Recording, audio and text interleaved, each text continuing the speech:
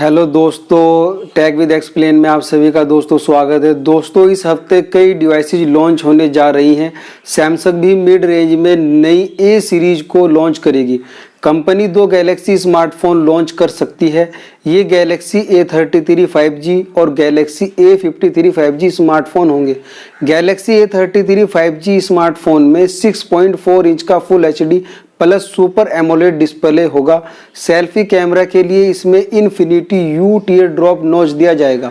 Display में 90 hertz का refresh rate और 412 पिक्सल की डेंसिटी ऑफर की जाएगी। इसकी screen gorilla glass 5K protection से लैस होगी। इसे 4 colour option black, blue, pitch और वाइट में पेश किया जा सकता है।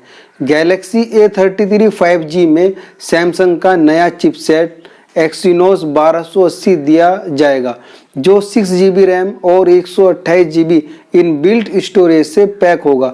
यह फ़ोन एंड्रॉयड 12 OS और One UI 4.1 के साथ प्री इंस्टॉल आएगा।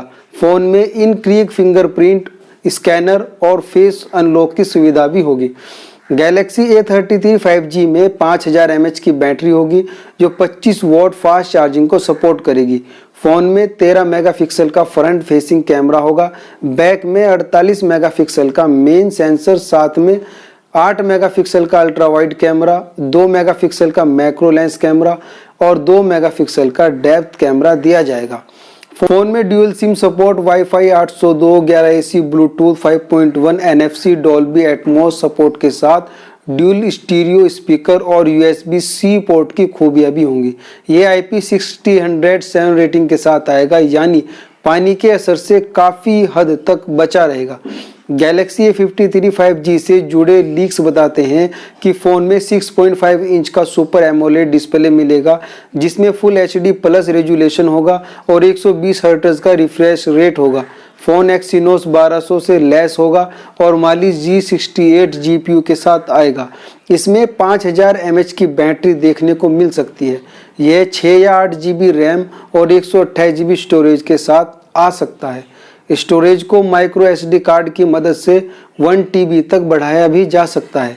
इसके रियर में 64 MP camera, 12 MP plus 5 MP plus 5 MP quad camera setup देखने को मिल सकता है। सेल्फी के लिए इसमें 32 मेगापिक्सल का फ्रंट कैमरा देखने को मिल सकता है। दोस्तों, बात कर लेते हैं Xiaomi के ब्रांड Redmi के बारे में। दोस्तों, पिछले महीने चीन में Redmi K50 gaming addition smartphone को लॉन्च किया गया था।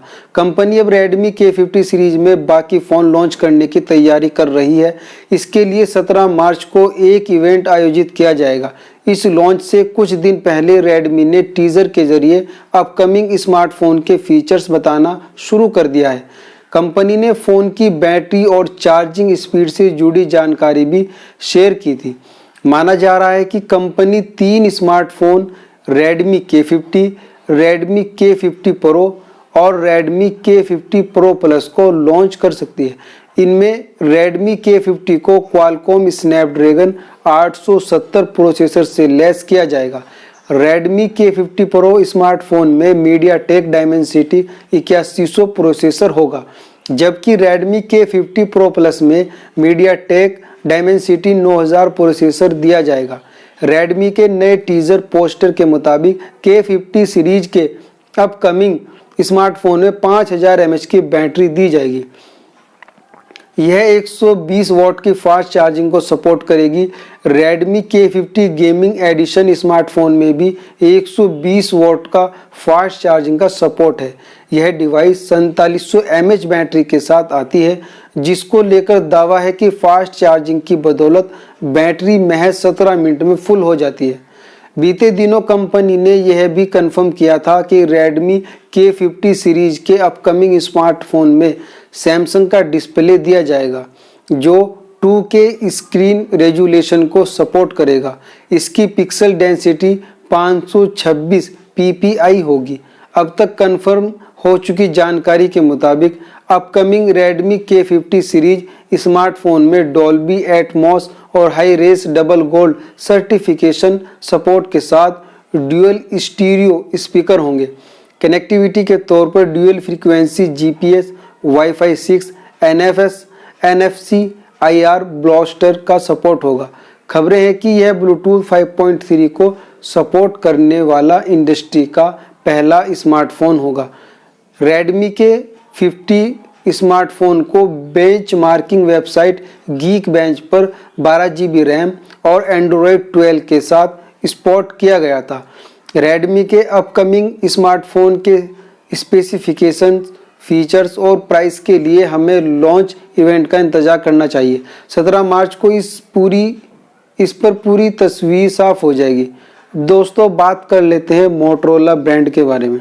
दोस्तों, मोटरोला अपनी ई सीरीज लाइनअप के तहत एक नए स्मार्टफोन पर काम कर रही है।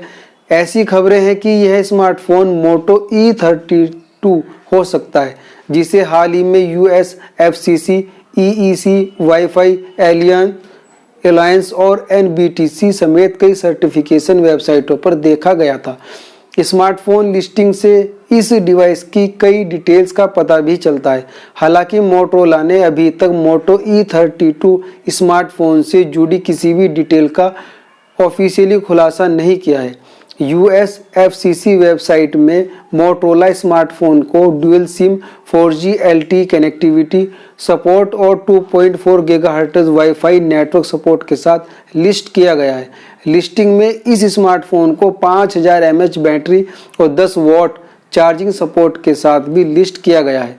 एक बार फिर याद दिला दें कि मोटरोला ने अभी तक मोटो E32 नाम के किसी स्मार्टफोन से जुड़ी डिटेल की घोषणा नहीं की है। हालांकि कई सर्टिफिकेशन वेबसाइटों पर इसकी मौजूदगी से पता चलता है कि यह फ़ोन आने वाले वक्त में लॉन्च किया जा सकता है। उम्मीद की जानी चाहिए कि जल्द इस फ़ोन से जुड़ी कुछ और डिटेल्स हमें मिलेंगी। दोस्तों, बात कर लेते हैं ओप्पो ब्रांड के बारे में। दोस्तों, ओप्पो K10 स्मार्टफोन जल्द इंडिया में लॉन्च होने वाला है। खुद कंपनी ने यह जानकारी दी है। फ्लिपकार्ट ने भी नए ओप्पो लॉन्च को टीज किया है, जो देश में कंपनी का लेटेस्ट K सीरीज स्मार्टफोन होगा। ओप्पो ने पिछले साल चीन में K9 5G और K9 Pro 5G स्मार्टफोन पेश किए थे। उम्मीद है कि ओप्पो K10 स्मार्टफोन में ओप्पो K9 5G स्मार्टफोन के मुकाबले कई अपग्रेड देखने को मिलेंगे। Regular Oppo K9 5G smartphone 90 hertz display और क्वालकॉम स्नैपड्रैगन 768G प्रोसेसर के साथ लॉन्च हुआ था, जबकि ओप्पो K9 Pro 5G ने 120 हर्ट्ज डिस्प्ले और मीडियाटेक डायमेंसिटी 1200 प्रोसेसर के साथ शुरुआत की थी। दोस्तों, ओप्पो इंडिया के ऑफिशियल ट्विटर अकाउंट से सोमवार को ओप्पो K10 स्मार्टफोन के लॉन्च की जानकारी दी गई। इसके साथ ही फ्लिपकार्ट पर बनाए गए डेडिकेटेड पेज का लिंक भी दिया गया। उम्मीद है कि इस वेब पेज पर फ़ोन की डिटेल्स बताई जाएंगी। हालांकि टीजर में यह नहीं बताया गया कि इस सप्ताह के आखिर में इंडिया में कौन सा ओप्पो फ़ोन लॉन्च हो रहा है। ओप्पो K10 की इंडिया लॉन्च डेट का खुलासा होना भी बाकी है। हालांकि ओप्पो चीन में इस फ़ोन को मीडियाटेक डायमेंसिटी 8000 सीरीज़ के साथ टीज कर रहा है, जिसे इस महीने की शुरुआत में लॉन्च किया गया। इंडिया में ओप्पो K10 की कीमत 20,000 रुपये की रेंज में होगी। पिछले साल मई में ओप्पो K9 5G स्मार्टफोन को 8 GB RAM plus 128 GB storage variant के लिए लगभग 22,800 रुपये और 8 GB RAM plus 256 GB model के लिए लगभग 26,500 रुपये में लॉन्च किया गया था। वहीं ओप्पो K9 Pro 5G की शुरुआत सितंबर में 8 GB RAM plus 128 GB option के लिए लगभग 26,500 रुपये और 12 GB RAM plus 256 GB variant के लिए लगभग 32,500 रुपये में हुई थी। ओप्पो K10 स्मार्टफोन को मीडियाटेक के डायमेंसिटी 8000 सीरीज प्रोसेसर से लैस किया जा सकता है।